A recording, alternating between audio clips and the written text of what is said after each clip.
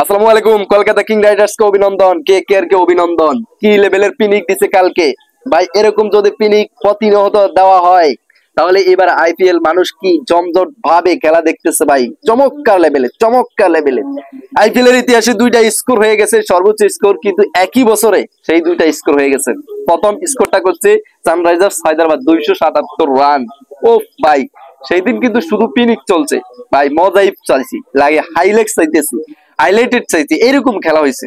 কিন্তু এই যে কলকাতা কিং রাইডার্স কালকে কিন্তু আমরা যে লেভেলের খেলা দিছিল, মনে হচ্ছিল তারা কিন্তু সানরাইজার্স হায়দ্রাবাদের সেই 277 রানের স্কোরটা পার করে ফেলবে, পার করে ফেলবে ভাই। লাস্ট পর্যন্ত কিন্তু আন্ডার রাসেল যে ইয়র্কারে আউটটা হয়ে গেছিল, না হলে কিন্তু মামায় থাকলে এবার 277 রানের স্কোর সবগুলা বাদ বাদ।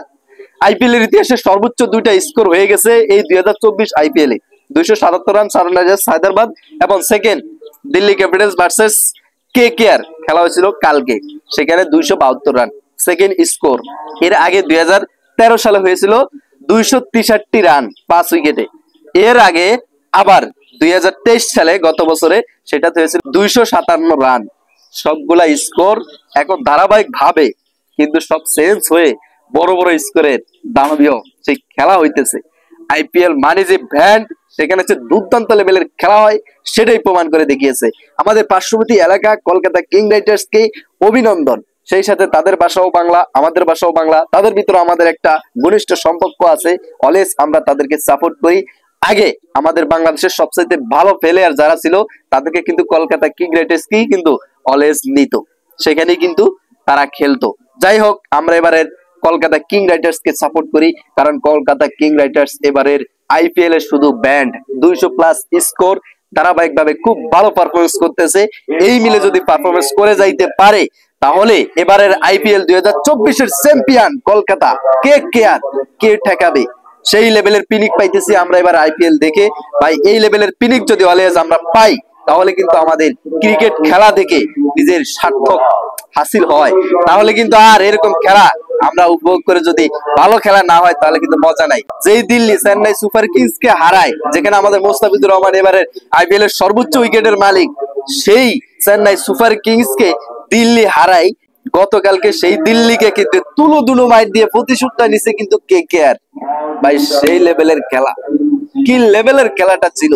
চুলের নারায়ণ, সেই নারায়ণ কিন্তু কোনো ম্যাচে ভালো করতে পারে না, বাট যদি একটা ম্যাচে কোন রকম ভালো করতে পারে ওই ম্যাচে শুধু আগুন ধরাই দেয়। কালকে 39 বলে 85 রান, 7টা 6, 7টা 4, এবং অ্যান্ড্রে রাসেল 41 রান ভাই। ভালো খেলোয়াড়, এবং রিঙ্কু সিং ধারাবাহিকভাবে সবাই ভালো খেলছে। কম বলে বেশি রান, আসলে টি-20 ম্যাচ হয় এরকমই, এরকমই হওয়া দরকার। কম বলে বেশি রান, তাহলেই খেলার মজা পাওয়া যায়। কিন্তু সেই মজাটা ধারাবাহিক ভাবে এবারের আইপিএল 2024-এ কিন্তু আমরা প্রতিনিয়ত দেখতেছি আর প্রেডিক্ট দিতেছি, সেই লেভেলের খেলা হইতেছে।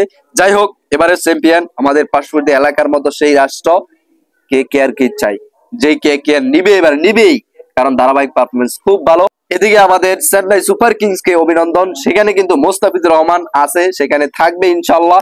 মোস্তাফিজুর রহমানকে শোনা যাচ্ছে বাংলাদেশে আসছে, আসলে বাংলাদেশে আসছে তার ভিসার একটা কার্যক্রমের জন্য। ভিসাটা কার্যক্রম শেষ হওয়ার পরেই কিন্তু পরবর্তী চেন্নাই সুপার কিংস এর যে ম্যাচ রয়েছে সেই ম্যাচে কিন্তু মোস্তাফিজুর রহমান খেলবে, সেটা নিশ্চিত, সেটা নিশ্চিত।